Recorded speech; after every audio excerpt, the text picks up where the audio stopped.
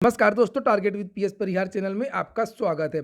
आइए शुरू करते हैं और देख लेते हैं कि आज के समाचार पत्रों में विद्यार्थी जीवन से संबंधित कौन कौन सी सूचना है। सबसे पहले बात करेंगे एसटीएफ रिपोर्ट। इन जिलों के परीक्षा केंद्र हो गए हैं ब्लैक लिस्टेड। लेखपाल सहित विभिन्न प्रतियोगी परीक्षाओं में करवाई थी आगे बढ़ने से पहले एक सूचना है उन विद्यार्थियों के लिए जो विद्यार्थी किसी भी प्रतियोगी परीक्षा के लिए तैयारी कर रहे हैं। वे सभी अभ्यर्थी टेक्स्ट बुक के इस एक बड़े ऑफर का लाभ ले सकते हैं।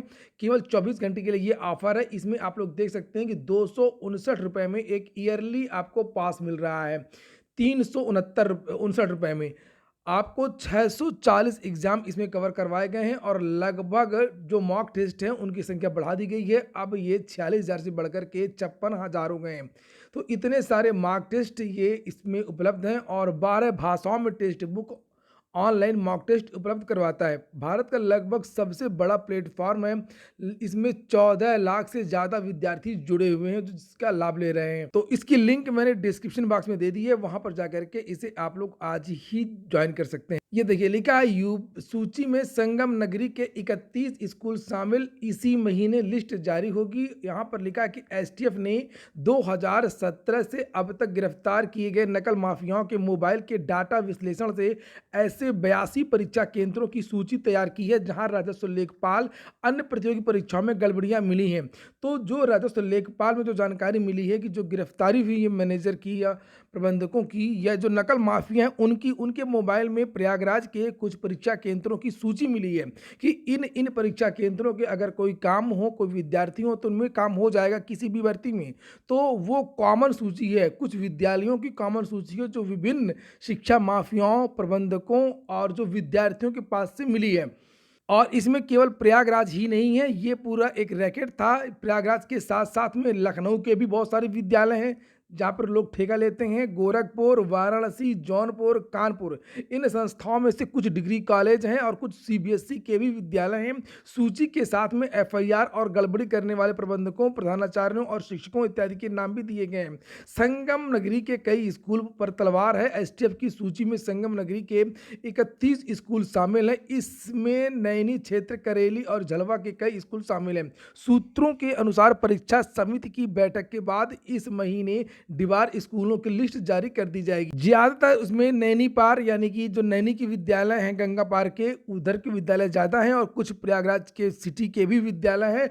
और ये बोर्ड परीक्षाओं में तो सेंटर बनेंगे ही नहीं बनेंगे और प्रतियोगी परीक्षाओं में हमेशा के लिए अब ये परीक्षा केंद्र नहीं बनाए जाएंगे। इन प्रबंधकों, शिक्षा माफियाओं ने अपने अपने विद्यालय में जम करके नकल करवाई थी। इसके साक्ष्य एसटीएफ को मिले थे। जब परीक्षा हुई थी तब सोशल मीडिया के माध्यम से भी ये जानकारी दी गई थी कि जो पर्चियां हैं वो विद्यालयों में पहुंचाई गई थी और जो पर्चियां थी उसमें पूरे के पूरे सही आंसर थे। और यही कारण है कि लेखपाल भर्ती का जो परिणाम है उसमें लगातार देरी हो रही है। इस महीने भी परिणाम आने की उम्मीद नहीं है। अब लेखपाल भर्ती का जो परिणाम है वो जनवरी के महीने में ही जारी हो सकता है क्योंकि बहुत सारे छात्रों को बाहर किया जा रहा है। सबसे बड़ा प्रश्न ये है कि इन विद्यार्थियों को बाहर किस तरीके से किया जाए ताकि ये विद्यार्थी कोर्ट में चुनौती न दे सकें। इसी वजह से थोड़ा सा देरी हो रही है।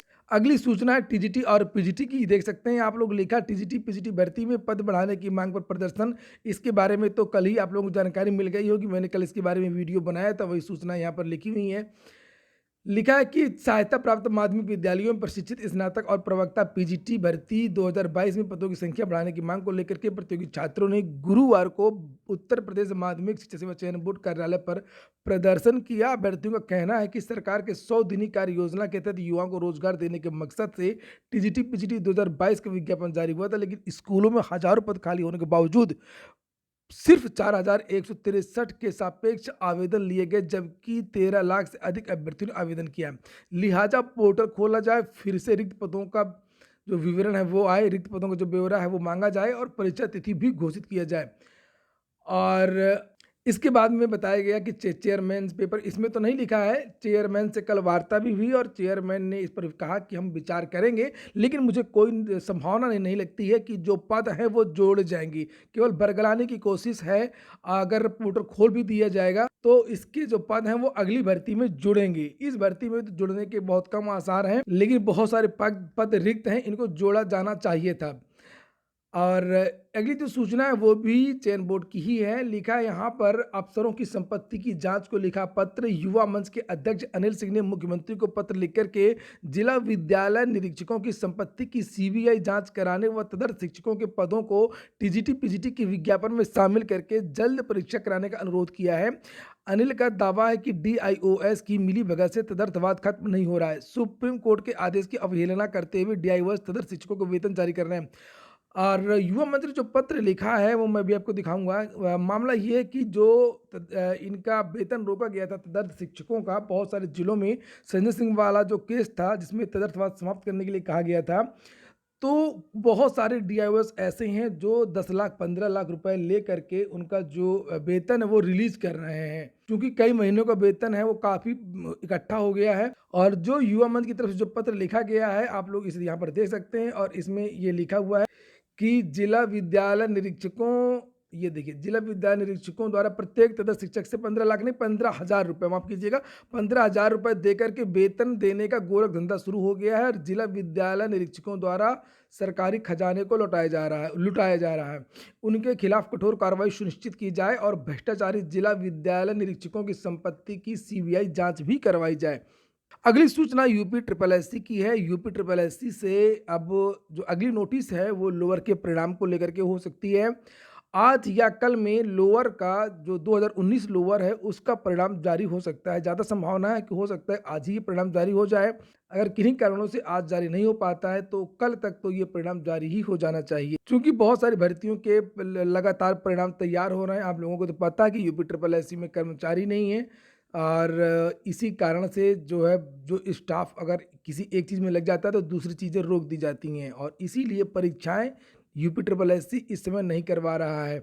क्योंकि एक तरफ जहां पर ये पुराने परिणाम हैं, दूसरी तरफ ये पीईटी वाले लेखपाल और पीईटी का परिणाम है, और भी बहुत सारे जो परिणाम है एएसओ इत्यादि के भी, जेई के भी परिणाम है, बहुत सारे जो परिणाम है उस पर काम हो रहा है। अगली जो सूचना ये देख सकते हैं आप लोग 69,000 की है, और इसमें बहुत सारी पार्टियां थी, जिसमें समान वर्ग के विद्यार्थियों का ये कहना था कि एससी एसटी और ओबीसी के जो छात्र हैं उनको 2 बार रिजर्वेशन दिया गया है।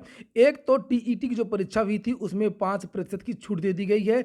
उसके बाद में जब सुपर टीईटी की जो परीक्षा हुई थी उसमें 5% की छूट दे दी गई है। उसके बाद में जब फाइनल मेरिट बनती है तो उसमें भी ये छूट की मांग कर रहे हैं, और वहीं पर सरकार का कहना है कि नहीं, ऐसा बिल्कुल नहीं है। और जो दूसरी पार्टियां हैं, जो विपक्ष हैं, एससी एसटी और ओबीसी हैं, इन छात्रों का कहना है कि जो टीईटी है वो सहायक अध्यापक भर्ती परीक्षा जो हुई थी उसका भाग नहीं है, वो तो टीईटी लोग पहले ही कर लेते हैं, इसलिए ये तर्क बेकार है। हालांकि सरकार ने अपनी गलती मानी थी कि आरक्षण नहीं दिया गया। एससी एसटी ओबीसी जो छात्र थे जिन्होंने आरक्षण का आरोप लगाया था, सरकार ने गलती मान ली थी और 6800 की सूची जारी कर दी थी।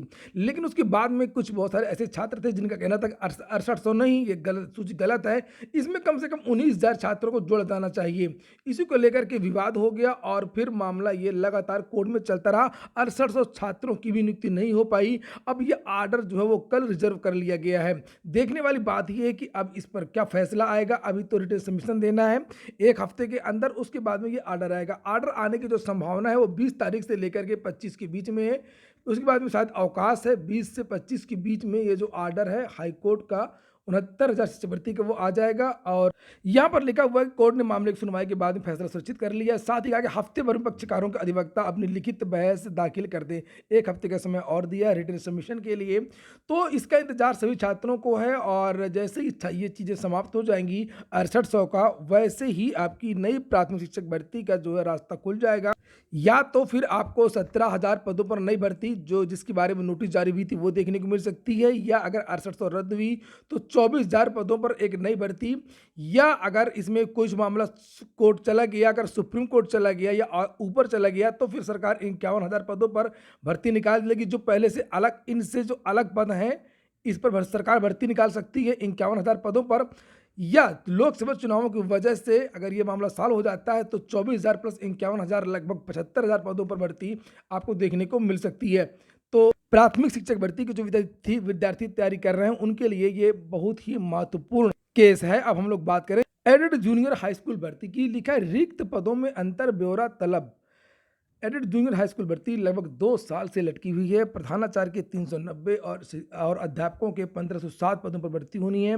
लिखा है कि बेसिक शिक्षा विभाग विभिन्न जिलों से जो ब्यौरा मंगवाया गया है उनका मिलान कर रहा है। इस क्रम में लगभग 4 दर्जन जिलों के बीएसए से प्रधानाध्यापकों व शिक्षकों के रिक्त पदों का ब्यौरा मानक के मुताबिक परीक्षण करके उपलब्ध कराने को कहा है। इसके बाद प्रधानाध्यापक के 390 और शिक्षकों के 1507 पदों पर भर्ती का कार्यक्रम जारी हो जाएगा।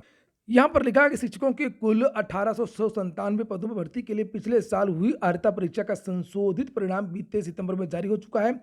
इधर भर्ती प्रक्रिया आगे बढ़ने से पहले रिक्त पदों के ब्यौरे में कुछ भिन्नता सामने आ गई थी। अधिकारियों के अनुसार 2020 में प्रधानाध्यापकों व सहायक अध्यापकों के रिक्त पदों का जो अधियाचन जिलों को ने भेजा था, उसी आधार पर पदों की सूची तैयार की गई थी। तो जानकारी यहाँ पर ये दी जा रही है कि बहुत जल्दी ये चीज़ें समाप्त हो जाएंगी और भर्ती की जो प्रक्रिया है वो आगे बढ़ जाए। एसएससी से जो भर्ती का विज्ञापन निकला लिपिकों की भर्ती का, उसके बारे में भी जानकारी दी गई है। 4500 पदों पर लोअर डिवीजन क्लर्क इत्यादि की भर्ती है। 12वीं पास योग्यता, 18 से 27 साल। इसके बारे में विस्तृत वीडियो बन चुके हैं और इसके लिए आप लोग आवेदन कर सकते हैं। 4 जनवरी के पहले पहले प्रारंभिक परीक्षा होगी टियर 1 की, फिर टियर 2 की परीक्षा होगी और इसमें टाइपिंग इत्यादि भी होती है। कुछ बदलाव भी किए गए हैं जिन्हें आप लोग यहाँ पर देख सकते हैं। जैसे टियर जो सेकेंड होती थी वो डिस्क्रिप्टिव होती थी, लेकिन यहाँ पर एक ये पेपर जो है वो पूछा गया है ऑब्जेक्टिव। ये इन्होंने इसमें पुराना लिख दिया है, ये गलत है। टियर 2 में 100 अंकों का पेपर होगा जिसमें निबंध पत्र, ये चीज़ें गलत हैं, ये ऐसा नहीं होगा। और ये थोड़ा सा इसमें, इसके लिए आप लोग विस्तृत नोटिफिकेशन देख लें या जो मेरा टेलीग्राम चैनल है वहाँ पर चले जाओ, वहाँ नोटिफिकेशन मिल जाएगा। अथवा मेरा वीडियो भी आप लोग देख सकते हैं। एसएससी के लिए मैंने एक अलग से वीडियो बनाया है। टियर 1 भी ऑब्जेक्टिव है, टियर 2 भी ऑब्जेक्टिव है, सेक्शनल कट ऑफ लगाया गया है और टाइपिंग है। तो ये हो गया आज का वीडियो। वीडियो का आपको अच्छा लगा, आपके काम को तो लाइक अवश्य कर दे। पूरा वीडियो सुनने के लिए बहुत बहुत धन्यवाद।